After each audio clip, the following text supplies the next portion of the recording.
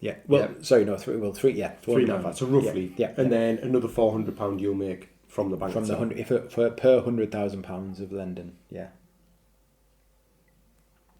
So call that $1 million would make £4,000 from the lender. So maybe in not naive, I can't think of the word, but being like, look at the worst case scenario. You go to someone like, as you've said in the past, the work cowboys and stuff. What's to stop you saying, "Oh, come on, I think you can push it up. I think you can afford a bit more," because you know if I go for a $200,000 house, you're going to make double. Is there anything in place for that, or is it basically? I mean, No, your own morals. It's a flat rate. The lenders pay you similar to the legal process. They charge you more for the price of the property because of the costs.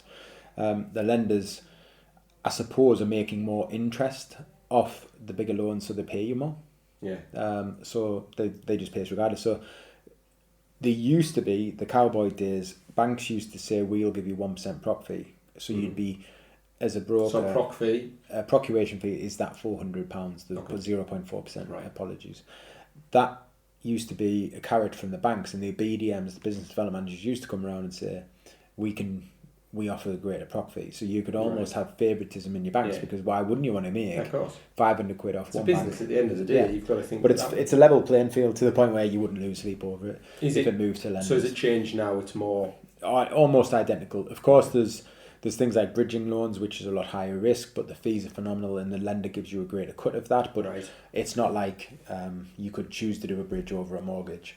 Now we'll come back onto that in a different podcast maybe, because I don't know what that means. Bridging loan, or unless you want to touch on it now. Probably think of a bridge. You're on one side, you need to get to the other. You don't own a house, you need to buy a house. You need a bridge very quickly to get to the other side. A mortgage is a 3 to 6 month process for a purchase. A bridge is like quick finance and normally secured on an asset, where they would just say, your house, you've seen a little $100,000 house down the road, that lend £100,000 charged and secured against your own property that you live in, to allow you to quickly buy that one. Almost. So is that like a payday loan, like a kind of thing, like really high interest? For now, with an asterisk, yeah, we'll say right.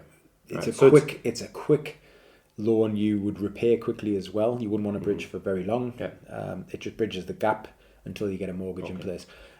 So if you think auction properties, you're up against a cash buyer. A bridge, someone's wanting an update on their cash, and then you'd worry about it in the future. But it definitely needs its own podcast. Yeah, it'd be a good one to do. I'll write that down. Put a star next to it. What could the myth be for that? You don't build bridges, really, do you? Oh, he's on fire today, isn't he?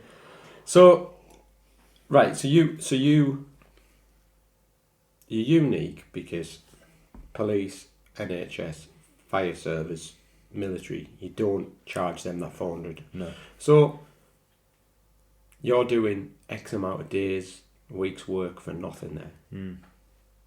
Why are you doing that? Well, it's like to give back and appreciate the service that they do. It's generally, the way I see it is, I could just say we're doing it fee free for everybody. I could say we're doing it fee free for just them. But the fact that we do charge everybody else and don't charge them, it's a genuine discount. It's a genuine waiver of our fee and a thank you for their service. There's no ulterior motive. What happens as a consequence of that is people talk about us and share us, and they're really appreciative. I don't know if I've said this in a previous podcast, but military especially, which I think now more than ever, if you're in the military or one of the blue light services, you're made of the same cloth. You really are. There's something about how they are so selfless in their job that when someone is knocking 10% off a bill at a restaurant for them, or buying them a drink because they're in the military, they are generally moved by that. When we waive our fee and say thank you for your service, they are moved by that, and they will shout from the rooftops to everybody else to use us. When you're charging you $395, you will have paid for the service, and you are happy, and you'll say we were brilliant, and you tell people you would, but you paid for the service. We did what it did, and that's my job. So when some people will put a review and say, "You are amazing. I can't believe how good you are." That's our job. It's our job. But by waiving it, we're giving something a bit back. And with the military, we go further than that. We do a lot of stuff that will never get us any money. whether it be a talk down in Dorset, which is Yeah. right at the bottom of the country.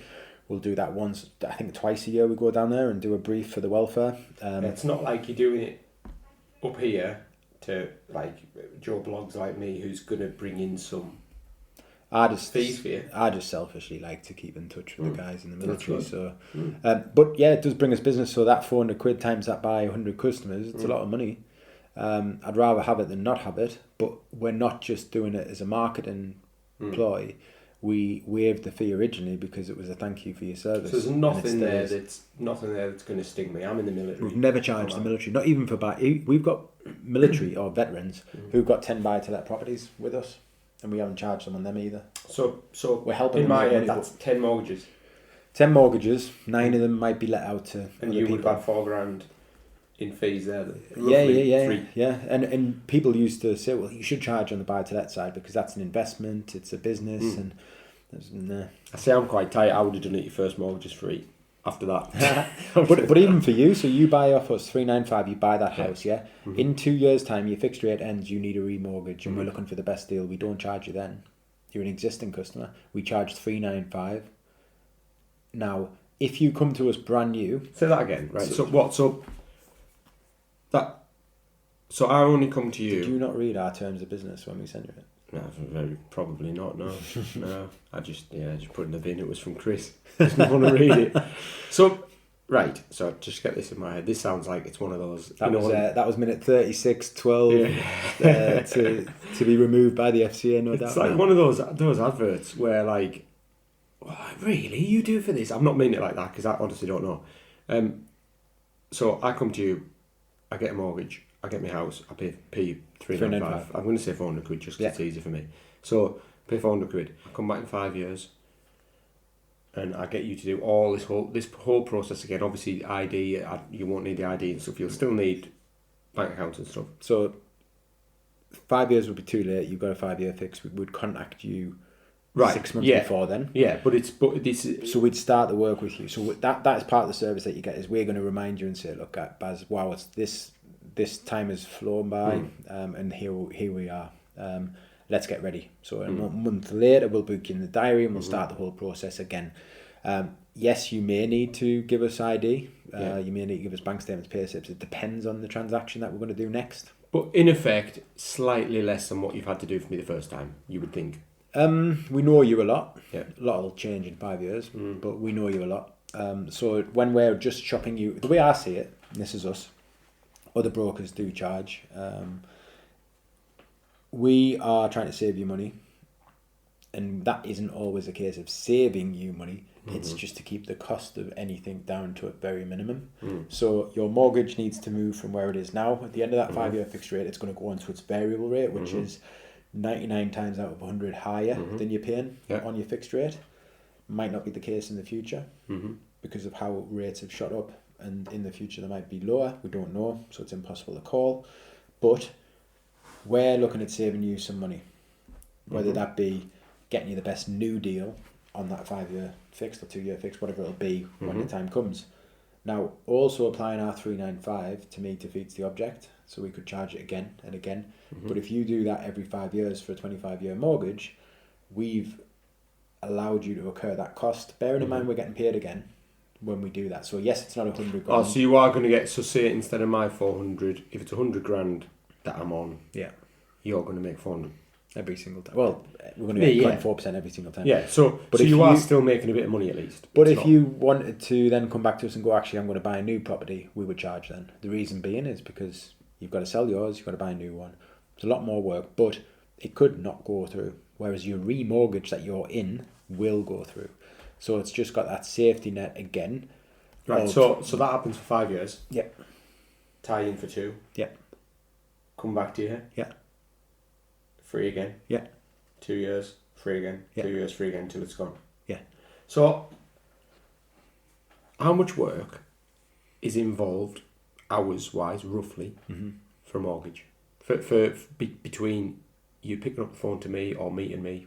Do you know the daft thing is that the smallest mortgage in the world, 16 grand or something like that, that could be 10 hours of graft, and £1 million mortgage could be a 20-minute conversation, customer collecting docs, us taking an hour and a half to assess it, another half hour to submit it. It could offer immediately, and then we could speak to you a couple of times because you've needed to ask some questions.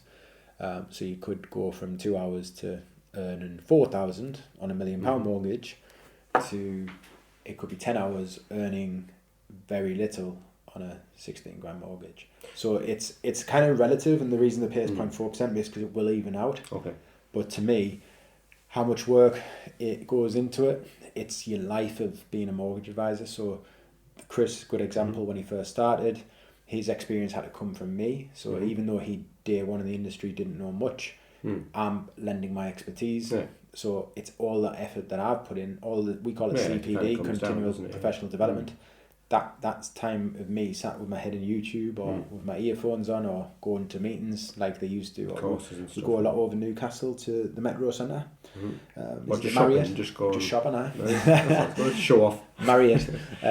What is it? The Marriott Hotel. Yeah, they do a lot of big like lender events. So you do all of that. So that value that you've created is time spent in and it allows you. And obviously, then for you, it's rolled down from Faz and Ian, and it's that hour. I mean, I rang Faz yesterday about my a mortgage application, just to get my head around it and to say, am I right? And think, yeah, that's it. But I'm lending on his 20 years, which cost him X amount of money, and then the customer gets it very quick, 30 seconds to get the answer. To them, that's like, why am I paying you 400 quid for that? No. It would have took me, if I was starting from scratch, 3 hours to find that out. I'm just clever and I've used someone who knew the answer straight away. But also then we've got the process. So that system, 20 grand in the system, 25 grand in the website, to get that lead and to give them all the information that probably made them be able to afford the property in the first place because they understood, because of the podcast they watched, because of the vlog they watched.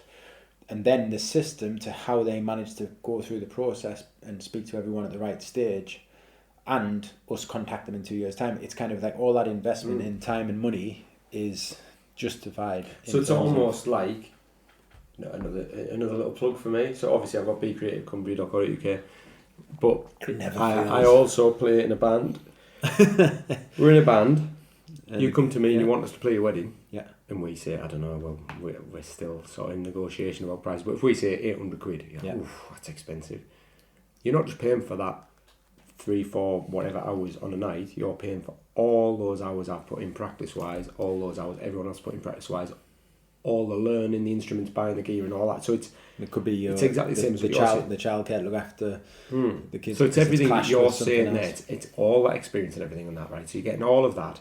How many hours would you say it takes?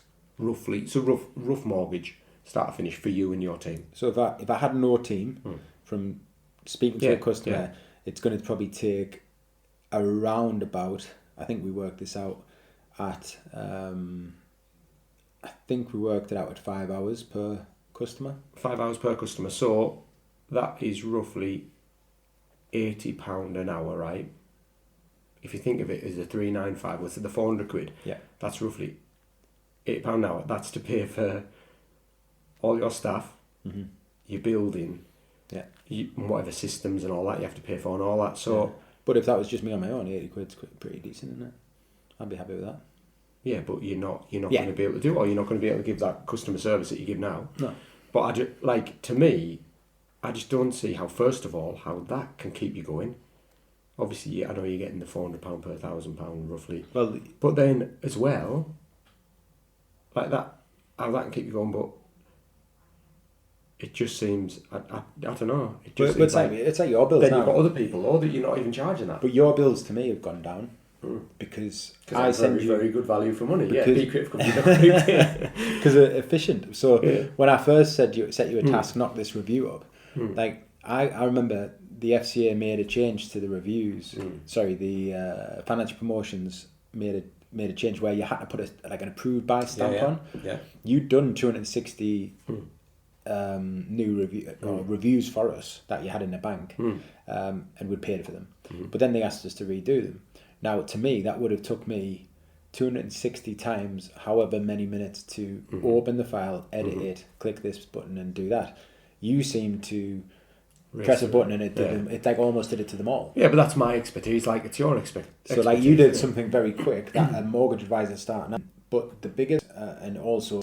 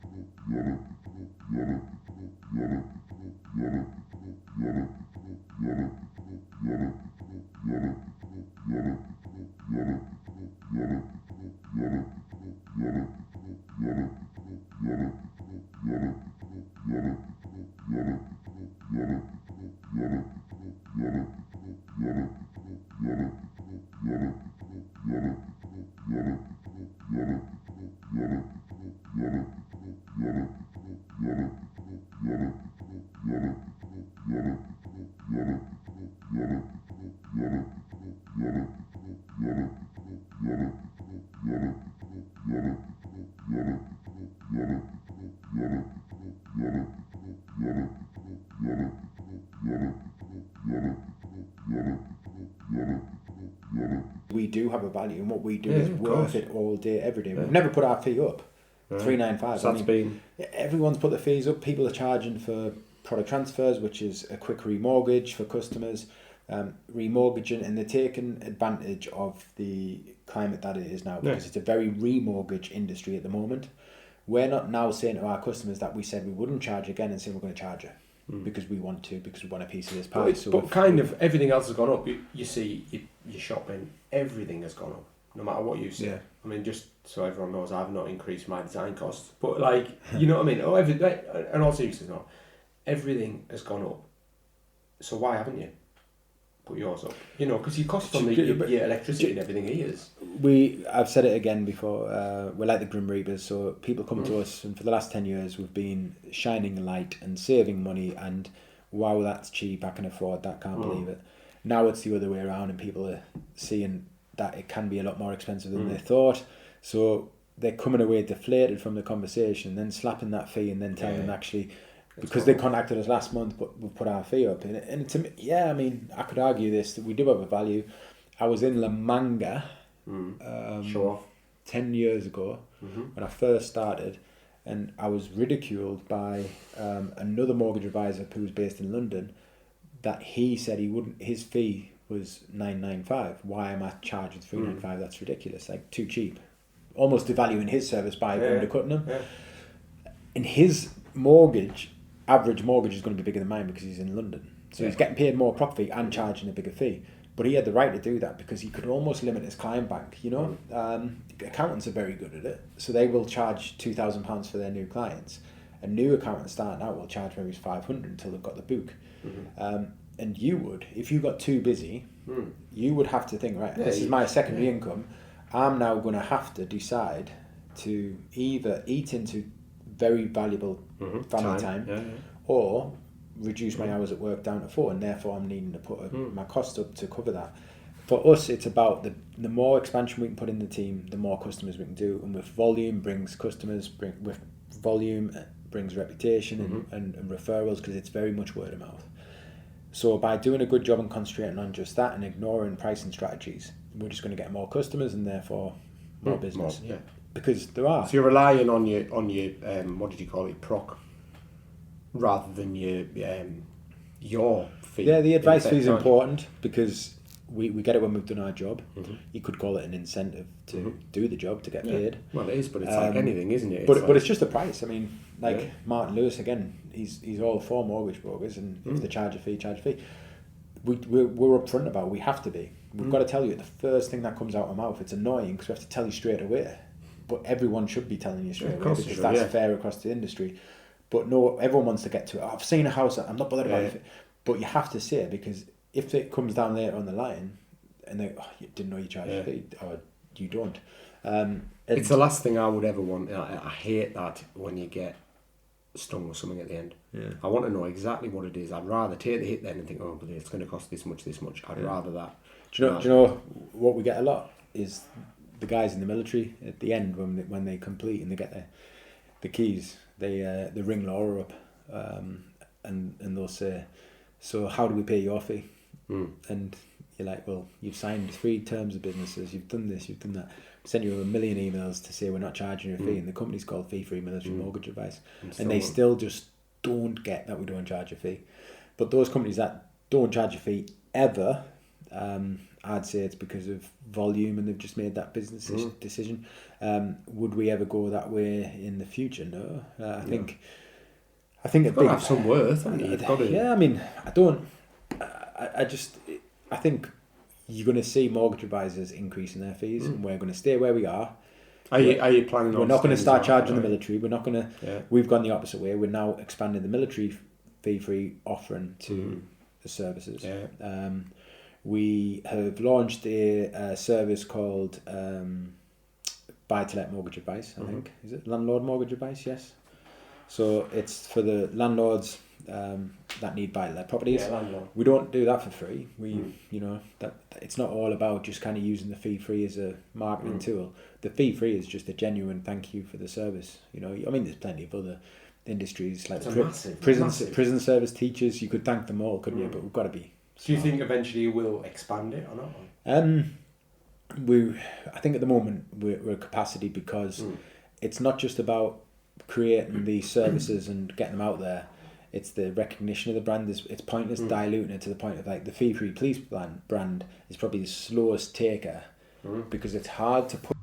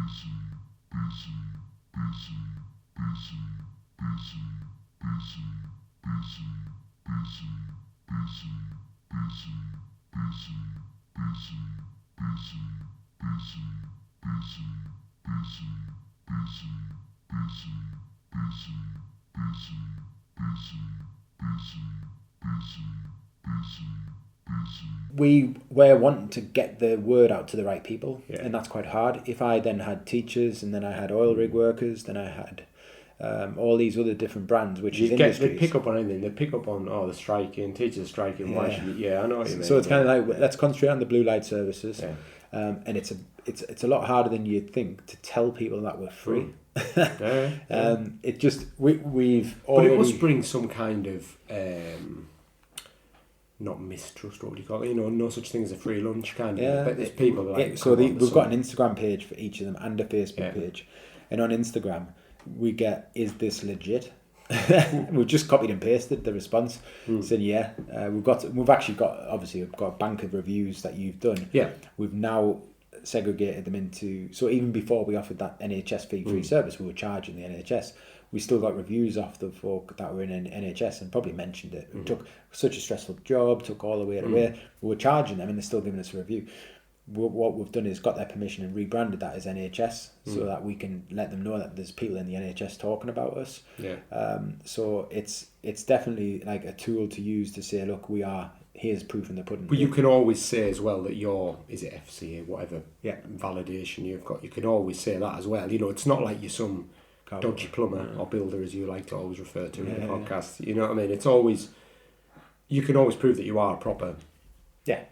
Legit. And I think it's like the confusion with the industry is that we're just raking in money and jet skiing everywhere. But like that goes back to the timeshares, the dodgy pension transfers, the market crash. I've gone on a deep dive on Netflix recently with all the Wolf of Wall Street type stuff, and it's yeah. phenomenal. But they've got a bad reputation. But we're nothing like the Wealth because of how we charge our fee. Yeah. We've got to deliver on it, and no one's going to say we didn't give them a mortgage and we were committing fraud because they got the mortgage, they're living in it. Whereas when you're taking your investments and giving me 100 grand of your money and I'm off to make it into, it's been done in the past to such an extent in a time when technology wasn't as great as it is, where people would generally look at a screen and see their investment making money that didn't exist. Yeah. You know, I don't know if you know much about it, but it's bloody good watch. But charge a fee. They charge a fee for a product that could not exist because you can't see that tangible asset. And we are tarnished by that brush. Now the wealth side of it, because of what happened, you give a quid to someone to invest your money. You can't. There's nothing they can do. It's tight and watership because that's why we had to go through those tough times to be able to create an industry that is so solid. You're never going to believe that until it comes out the back end. So you might have someone that's got 100 grand for 30 years. They know what's happened and they're panicking because they're watching these new documentaries on Netflix from the 1980s. Yeah. But when they go to cash that in, that's when they'll find out the proof's in the pudding. There's your money. Yeah. So they'll be dubious. Whereas we've got them the advice. We've said, well done. Here's your. It's done. It's done. They've got it. They've paid the fee and everything's settled. There's no sneaky letter or knock on the door to go see you. You also owe Paddy a grand for this that you signed under the table that didn't know about. And that's all because you're regulated. That's all because this has all been. Yeah. How did if you know what? Even if you send me, what did my mum send me? She sent me. This is when I was drinking. I'm off the drink for a year, by the way. And not just as of yesterday, like I'd say this is an AA session. I'm just doing it because I turned 48 next year. We'll do a podcast on 48? 40 next year. Next year. You know this, Baz. Just do it. It sounds like I'm a lot. I was thinking. No, I'm a lot younger than you. You know this. A little bit younger, looks older. So my mum sent me these world beers to say thank you for doing the mortgage. It wasn't even me. It was Adam, and I think Chris might have been the advisor. But she sent me the beers, which was very nice. Mortgage advisor always gets credit and, for that. And it was like world beers, so it had like Heineken, but then it had my favourite, the Red Stripe, and like from every single country in the globe, that was had a beer out. They had that, okay. But when we received that, that's it's a gift. So we've got to log it with the FCA. If it's more than 50 quid, we've got to log it and get it approved. So we can't even accept it until. So is that almost like a bribery corruption thing? Yeah. So my mum's saying, "Here's the beers, thank you." And that's them. I don't know why I'm talking about this point. What is the point? But that was them saying, "Thank you, here you go." But the industry is like the bribe is. It's been that tight that say that my mum then went to pay her mortgage, checked the documents. 2 years later, went to remortgage and found that there was a hidden £1,000 fee added. She'll come to complain. And I could argue and say, no, it was definitely disclosed, wasn't disclosed, definitely disclosed. No, here's all the documentation, right, okay, boom, done. Now, my mum could say, I'm so disappointed, and I said thank you and sent you the beers. And in that bit of the complaint, the FCA could check the Gifts and Hospitality Register, which you kindly designed for us. Yes. Then, if them beers weren't logged, it looks even though they're under 50 quid, then we've breached. So we've not disclosed the gift. So that itself would. So it's another thing. When you're not charging a fee, it's another thing your staff are having to do and fill in another little hoop. So, moving on from that, your staff must be proper on board with the fee free, because in effect, that's less income you're getting in the business. Because I take it the military, the police, and all that. I mean, the police, firefighter, and NHS are new and they're starting up now, and I imagine they're getting interest, but military's been from day one.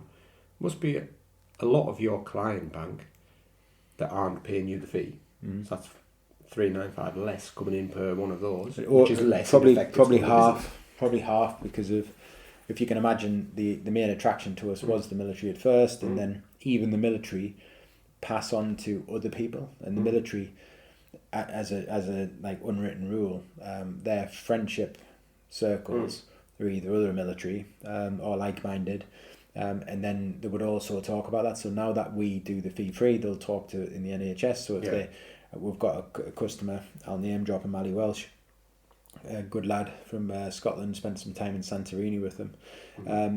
during COVID, he was in the military, and then he also volunteered for the ambulance service as part of the military. So do you give him 400 quid? But no, but I know he while he was there, he was like passing people across. But there you go. So it's but it's like, what I mean is like he didn't see himself going across to the NHS and ambulance service. He just saw, I'm in the military, I'm doing my job, and I'm just driving an ambulance. And that mindset of his was like these guys, and it was kind of because of him doing that and what I saw the NHS doing during COVID that I thought these guys need that same recognition. So in a way that creates a 50% of our customers, but then we've got our local customers, we've got the ones from estate agents, then we've got just friends who aren't military or NHS, fire or police, and so there's half of our customers don't pay, half of them that do. We've never had to negotiate our fee. Plenty of times we've had to tell people, what you used to be in the military, you're a veteran, you don't have to pay. That's always the conversation, and we've never tried to hide that. But there's never been a case where someone says, I'm not paying $395. Never. Not once. We've had people ask to negotiate the fee. Would you negotiate on this fee? No. It's $395. Yeah. Because to me that's dissolving the discount that we're giving the military. Yeah, of course. And they can go direct. So if they don't want to pay it, bearing in mind they're paying a solicitor a grand, they're probably paying a lender an arrangement fee, God knows what in interest, whoever the estate agent is to sell their property, why wouldn't they pay for us? And if they're not buying into that service, that's fine. They probably looked at it and thought that's not worth $395, and they're quite right to make that assumption. It's up to them, I suppose, then, isn't it? Yeah. So with that then, you have 1,000 customers, say, roughly half are military. Yeah. That's £200,000 you could have made in revenue from charging at 400 roughly. Yeah. But that is it, and I'm not just saying that. That's an amazing thing to be doing for people, isn't it? I know it's in bite-sized chunks and stuff, but like alternatively, you were in the military. And scrap this, Baz. Now you've said it like that. It's gone back. But I think it's a good thing, and as you say, the main thing for it's not a ploy, it's not a scheme, but the beneficial it's a niche. It's going to give you a bit more. Hopefully, people will shout from the rafters as they should. Yeah, it's a niche, and I think who market so Virgin trains always stood out for me. What they did was their trains, their policy was, if you were in the military, you've probably seen them, they've done it over Army Navy weekend, they've done it over certain, but basically military travel free. Stuff, what they did was, if you're in the military and there was no seat available, you've paid for your seat on a train. If you were standing or sitting down in the toilet area, which was my favourite place to chill on the way home from Salisbury or wherever, or I think it was Oxford for this particular story, then the conductor would actually, if he saw you in uniform, you don't travel in uniform quite as often when you're in Northern Ireland, obviously, but in Oxford I was coming back from Bryce Norton, and he grabbed me and said, follow me, took us through to first class, sat us down, got us a beer. Really? I went, and he said the policy of Virgin, which came directly from Mr. Branson, who eventually is given foresight to buy for Virgin money. Well done. It's only took me 5 years. But his policy was that anyone in the military will not stand or sit on the floor. So they move you to first class. They went one step further, and you could upgrade for free just because you're in the military to first class. So, but that's his little bit of what you're doing. Yeah. And to be honest, right, there's not a chance. And ever since I was a kid, but you know what? Biggest fear would be getting called up and put in the army. I couldn't think of anything worse. So why not? Like, but you know what though? Like, it was a bit of a, and he's great. I mean, I'm sure he's got his flaws, but he's great at things like that, because it was a big finger up to what you would class as the usual people who pay first class because they can afford it without actually, I mean, the ridiculous price at the moment. I've seen 400 quid for a ticket that costs 40 quid. Who in the right mind would pay that? Even if you're a millionaire, who would pay that just for that short-term travel? It's a ridiculous markup. But he didn't care, because he was going to then potentially put a squaddy like me who's going to probably get straight on the beers. Maybe not. What's the word? Like the protocol is it? What word am I looking for? The first class. I'm guessing they have like an unwritten rule of how you act. What's what I'm thinking of? What's the? Send the. I think that's a competition. What's the word? Not procedure, but I know what you mean. How you meant to act. Formalities kind of thing. It's going to annoy me. So you would have your own unwritten rule of first class that you just would abide by, and you wouldn't do, like maybe talking on your phone loud or something. I don't know. But because the military that never had the privilege of travelling in first class, that I'm still trying to think of the thing. That they would maybe go in and break those protocols, not protocols, is it? Kind of, protocols. So they would break the unwritten rule, and people who had paid all that money for the ticket would be looking around going, what? And he didn't care. Yeah. He was like, I'm going to put this military person who's probably 16, 17-year-old, left from school, gone in, and because of that, I'm going to give them the same upgrade you rich people have got and paid for. And it was like a finger up to them, I think. Yeah, I think and it's not me saying I'm going to give a finger up to people who aren't serving to charge a fee. But you're giving a bonus. You can't do that anyway. I don't care if people are insulted by that, because I want customers that appreciate the military and the services, because you should do. We should be a nation that wants that. And if they don't, then there's plenty of other brokers out there that don't do what we do, and they could use them. So they're providing the service at the end of the day, aren't they? What's that? What's the word we're thinking of, Baz? It's going to kill me. I don't know. I don't know. To be honest, I don't understand half the things you say, so I just nod and agree. I think we're cracking on time-wise, are we? Yeah, we're nearly there. You ready for a couple of questions? Go on then. So rates. Yeah. You mentioned rates earlier. I know you haven't got a crystal ball. I know that I don't want anything you said to be taken verbatim. How do you think it's going to be going? It's future-wise. I know. Depends what you look at. If you look at the mainstream media, it's horrific. It's going to get worse, and the world's going to end. Aliens are coming. Whereas you've got the mortgage industry and the banks, which we take our intel from, as well as the swap rates, which are released, and they're just factual. Rates are coming down, fixed rates are coming down, base rates gone up, fixed rates coming down. Banks aren't daft, they've pre-planned and aware of these base rate increases. But the banks just put the interest rates up. The base rates, so the Bank of England base rate has just gone up to 4.25, but that doesn't necessarily mean that lenders, the banks, are putting their rates up, because they've already priced that in. Okay. So when the bank's rates shot up from where yours were, they'd already kind of priced that in. They've made some adjustments along the way, but in theory, from the top left to the bottom right, in the last 9 months, they've started to 6 months it would be, started to sneak back down. Only yesterday I spoke to Metro Bank, and we're talking about a new mortgage application. The business development manager said, hold off till tomorrow because the rates are coming down. The rate went down from 5.3% to 4.09%. Now that should make headlines. So what 1.3, 1.2 something percent? Yeah. And it's in one. I mean, don't get us wrong. There, that 5.3 was, or whatever I've just said, was high. Okay. In comparison to, let's say, HSBC, so we're getting beaten. What he was saying was just wait, because there's going to be a better rate coming tomorrow. Now they've made that. They probably wrongly put their rates up, and then they've brought them back down. So when we hear that every single day, 10 times a day, that gives us confidence that we're probably over the peak. Okay. But I wouldn't put my own house on it to the point where I would say I'm absolutely certain, because we saw what happened. Things external to the mortgage market created the hike, and we had no control of the war in Ukraine, and obviously what happened in Downing Street, and the subsequent price of electricity and the cost of living. So yes, you can foresee it, because honestly, if you look statistically over 100 years, it's like almost a guaranteed pattern. It will happen at some point, you just don't know when.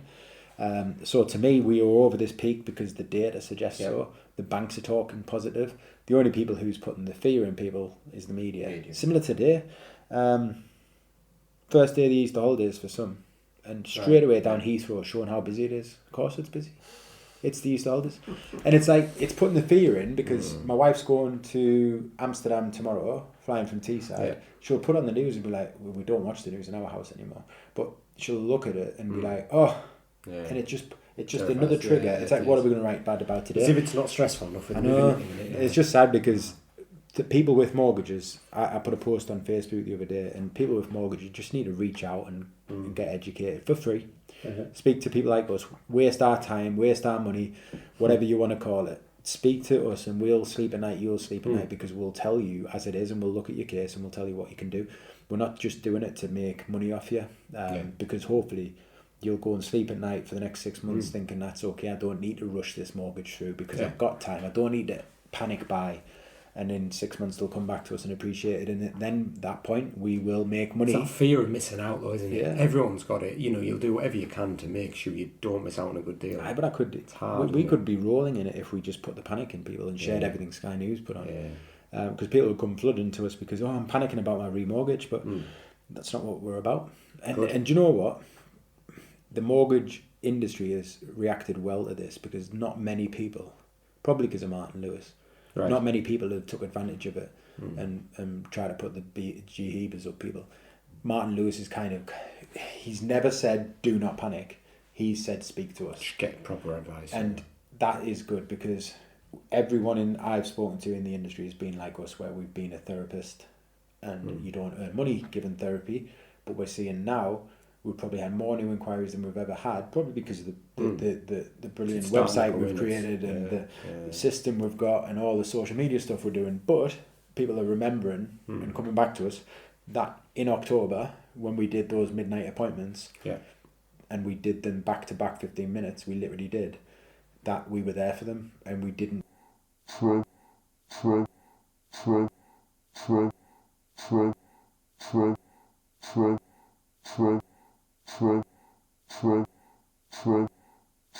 on the news sites. Couple of quick fire ones. So far, 7th podcast today. This you'll have to exclude me on this one, but who's been your favourite guest? Well, not blowing your trumpet, but I like you because you haven't got a clue. I like it because I haven't got a clue. You haven't got a clue. It'd be a bit boring if it was just two mortgage advisors talking, but you haven't got a clue. You never make yourself sound stupid, and that's what we say to customers. There's no stupid questions. I can think of stupid questions. Don't you worry about that. I don't think there'll be a favourite guest. It's always brilliant. I can get lost talking to. Do you get a lot out of it? I get talking to Faz. I still do that now. When he comes up, we'll have a meeting agenda, and we never go to stick by it. We just talk, and I learn a lot from him in business and all sorts. And same with Ian. But then getting the guys on, like with Jo. I mean, she's keen to get back on as well. It's insightful and it's you've got so much to say.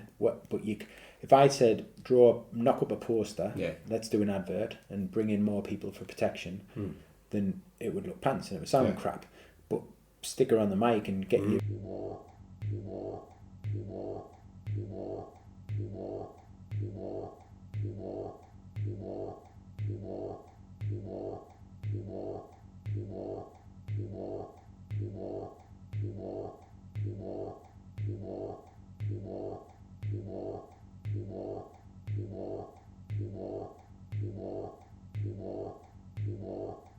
And if we don't like them, we are going to grill them. I can't help that. When Chris comes on here, he's going to get right battering. So, who would you, ideally, anyone in the world, who would you have on here? I reckon Martin Lewis, so we'll say not him, someone else. Don't know. Get me mum on. Get me mum on. No, it should be good crack. That'd be good. She's funny. Is that just like that's nothing to do with mortgages? No, she'd like I don't. Or just I'd like a bit of ammunition from her. I think it'd be brilliant. She just never disappoints when she comes. She comes to most of the work events, so she never disappoints. I met her at Christmas do for the first time. It's like you'd known her for years, and she's straight in. Just good crack. But if we were talking to someone like in the industry, then I'd probably, who would I go for? It'd be pointless getting a politician in because you'd be out of a job 5 seconds later. They don't listen to you anyway. but I would probably want to speak to someone who had like a power of both, which is like Richard Branson. He's got nothing to do with Virgin Money, believe it or not, but it's his brand that they use. Yeah. He used to, but he will have an influence, I would hope. They've already done what I wanted them to do. So this, if you'd have asked me this a week ago, I guarantee I'd have said him. But there's still many banks that haven't. Yeah. And I think it's just having someone with that push. Martin Lewis would be good, but I don't think he could benefit from speaking to me. I think he speaks to the right people already, and he does a great job. I watch Martin Lewis to get my information, so him speaking to me is not going to gain anything. If he knew about the Forces Help to Buy and he wanted to know more, there's no one better than me to. Well, let's say Branson, because I might get some free train travel out of it, which would be good. Because he doesn't do trains anymore, mate. Or does he do it on the East Coast? I don't know. Not on the West Coast. No, it's Advantage, isn't it now? They might be on the. I don't know, mate. Right. Well, if Branson's listening, he wants to just give me some money for train travel, I'll be happy with that. Yeah, that'd be good. Yeah. Nice. So yeah, I think it's one of those. It'd be ideal to think if you could get some. I want to get the banks on, so I want to get the lenders, the business development managers in. We've got one in our office, I believe, in like 5 minutes' time. But I'd like to get them on here and not to grill them, because you can't do that, but to talk their myths. So every bank has a myth. So Halifax is the myth you could spin on Halifax, for example, is I've recently gone self-employed as a bricklayer. There we go, got it in. He's got it in. Can I get a mortgage? Every other bank says no. Halifax would say yes. So there's your myth busted. It's because of their CIS scheme, because the government created this scheme. Yeah. They're actually treated as employed by Halifax. They're not, but they're self-employed. But it's just it's a niche in their industry that they look after. So having the business development manager on one of their niches, then to talk to them about other stuff, but also get their insight into the question you asked me about interest rates. It'd be great. How they get the sign off, I don't know. But Barclays did that podcast for me originally. Be nice. So I don't see why it can't be flip reversed. It'd be good. We'd have to. Once we get one, it'll be easy to get the rest, because they'll want to come on to give their 5 pence. But it's whether or not we can do. As long as I'm not saying to people to come and use us straight afterwards, it's not a financial promotion. We're just having a discussion. Yeah, why not? So I don't see. I think that, and I think maybe a customer.